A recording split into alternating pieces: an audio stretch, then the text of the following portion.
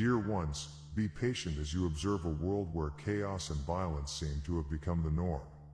Every person spiritually awake or asleep is affected by the high resonating energies pouring to Earth at this time, and as a result, some of those unaware of Earth's ascension process are acting out.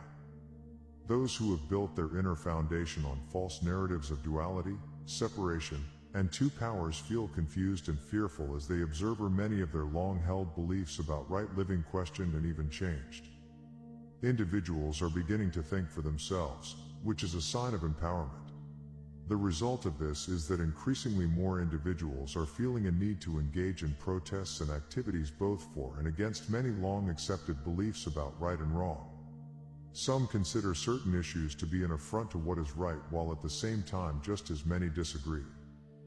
Many of these present-day conflicts between right and wrong originate in energies of old rigid religious beliefs and doctrines that remain alive and well in the cellular memory of many. As new ways of seeing everything begin to manifest, those who erroneously believe that they have all the right answers about God and man feel threatened. This is actually part of the ascension process for many. Advertising continually promotes concepts of what is needed for happiness through the constant bombardment of paid messages through all forms of media. Drugs will make you feel better and healthier. Families and individuals will become content and conflict-free if they choose to eat certain foods, support certain businesses, or use certain products. Subliminal messaging continues to push individuals into buying products or services they don't need but suddenly feel they must have. Advertising and promotions are legitimate methods of explaining products and services, but much of today's advertising is based in taking advantage of the restlessness and confusion so many are feeling. Products guaranteed make one feel better, be happy, and have a better life are simply more examples of the belief that your good lies outside of you, and some things may actually work for a while.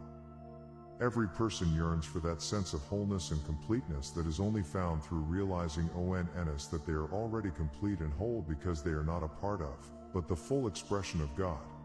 Many ignorantly spend their whole lives seeking fulfillment through attaining more money, having a perfect partner, accumulating lots of stuff, good sex, being handsome or beautiful, holding positions of power, and hundreds of the ways continually being promoted as paths to happiness. The rich and famous are envied and emulated in the belief that if one copies them, they too will have the status, love, and sense of completeness that the one they emulate seems to have. The rich and famous have just as many problems and heartaches as everyone else. Frequently their chosen life lesson was to learn that fame and fortune doesn't bring fulfillment and an end to the yearning for wholeness as they thought it would. Rather, many have discovered that rather than bringing fulfillment, it has brought the end of their personal freedom. The overriding message of the three-dimensional state of consciousness is, you will never be good enough, and because you have lived so many lifetimes under the influence of this, it will continue to intrude into your mind even after you have come to more deeply understand who and what you are. When these types of thoughts come, they can take many forms. You may be tempted to believe them, but take time to stop, recognize, and allow them to flow through and into the nothingness that they are. In spite of what conditions or situations you may be facing at this time, never forget that you can and will never be other than what you really are, a spiritual being having three-dimensional experiences at this time. You are the manifestation of one omnipresent, omnipotent, omniscient Godhead, embodying all the qualities of this one infinite Godhead. Evolution is simply the process involved in attaining the consciousness of this. Most have chosen to evolve on Earth because it is where they first began to form the beliefs and energies they are now clearing and is familiar. Not all evolve on Earth. There are others who have chosen to evolve on other planets where the density is much less. Earth, being an intense and difficult school, is not for the faint-hearted. Three-dimensional energy is heavy, dense, and slow, causing the majority of those living in it to completely forget who and what they are.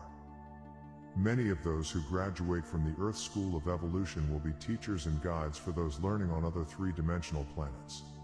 Graduates of Earth's School of Evolution are well prepared and fully aware of the pitfalls and problems that arise from living a state of consciousness that does not remember who it is.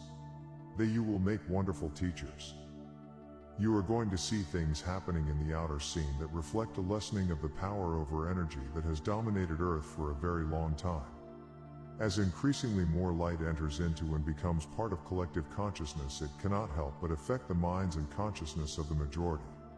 The old guard is dying even though it does not yet know this, and things appear to be business as usual because much has not yet manifested into material form. Mercy, a word heard rarely in today's world, is state of consciousness that expresses as gentle forgiveness and love.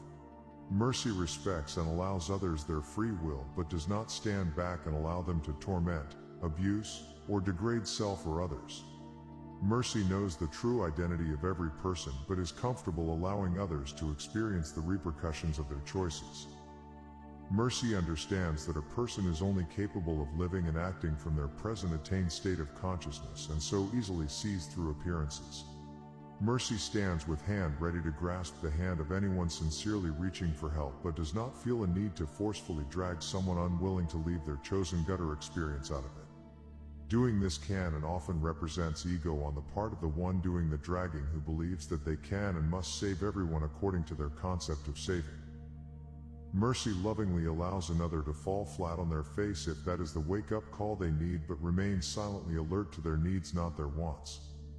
Mercy reflects a state of high resonating consciousness, able to see and act not by saying to someone, "Oh, poor you," but rather through its ability to look into every pair of eyes and silently acknowledge, "I know who you are, dear one. You are the Christ, Son of the living God, in spite of all you are pretending to be." We are the Arcturian group. Channel, Marilyn Raffaella. Thanks for watching. Much love and light.